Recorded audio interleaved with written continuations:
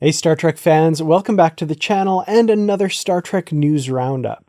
We finally have more news this week on the upcoming season of Strange New Worlds, including a new trailer, posters, and episode titles for all 10 episodes of Season 3.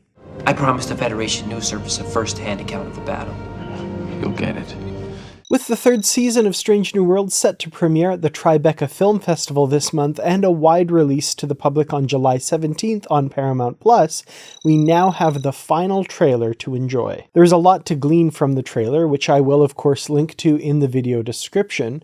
We see a lot more of the serious side of Strange New Worlds than we did with the teaser trailer, but with still a healthy dose of whimsy and lighter moments. Notably, we see that the Klingons will play a role at least at some point in the season. The trailer gives us this impressive look at a Klingon D7 class battlecruiser, as well as a Klingon fighter bombarding a jungle near Captain Pike and Dr. Mbenga's position. It seems that James T. Kirk will continue to play a role in Season 3, with what looks to be a situation putting his command abilities to the test. We know from Season 1 that Pike is already eyeing him to succeed him as captain of the Enterprise, and it looks like this will be preparing him in some way for that.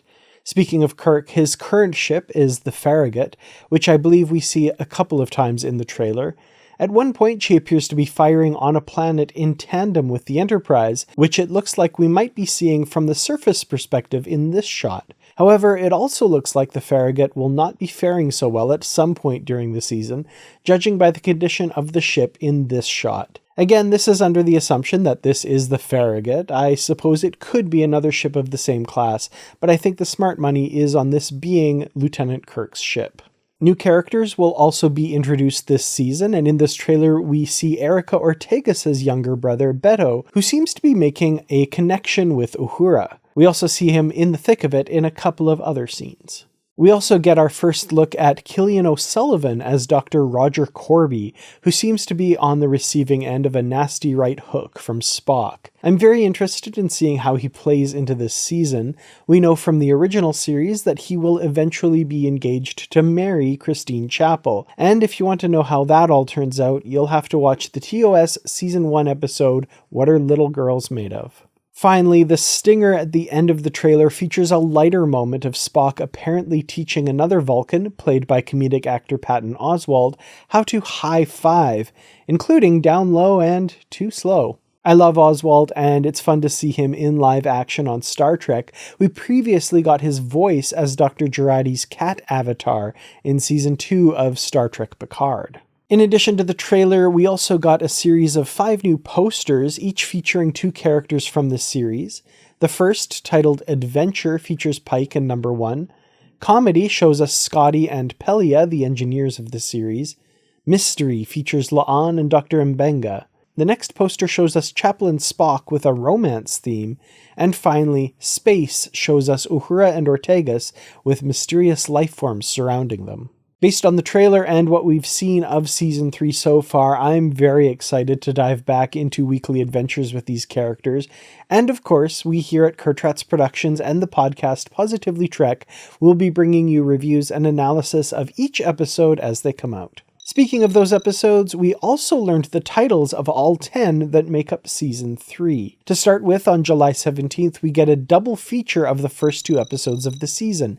Hegemony Part 2, wrapping up the Gorn cliffhanger we've had to live with for nearly 2 years now, and Wedding Bell Blues. In the following weeks, the rest of the season releases weekly on Thursdays. On July 24th, we get Shuttle to Confori. July 31st gives us the episode A Space Adventure Hour, which likely features much of what we saw in the previous teaser trailer. August 7th sounds like it may involve time travel shenanigans with Through the Lens of Time. The Sailot Who Ate Its Tail is next on August 14th.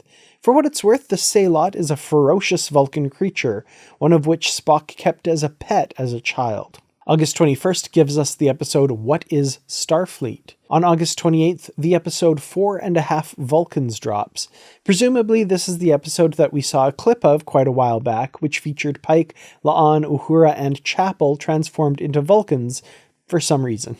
September 4th gives us the penultimate episode of the season, entitled Terrarium, and the season finale drops on September 11th with the grandiose title of New Life and New Civilizations. I don't know about you, but as I said before, I'm very excited for Season 3. It has been a long time coming, and I can't wait much longer to watch these episodes. I'm honestly starting to go through Star Trek withdrawals at this point.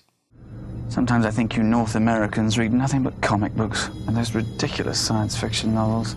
Last week saw one comic release on Wednesday, June 4th, Star Trek number 32, the fifth and final part of the Lore War crossover event. Here's the synopsis from IDW. Armed with the knowledge of how to defeat Lore once and for all, Sisko and what's left of his crew scatter to the four quadrants of space.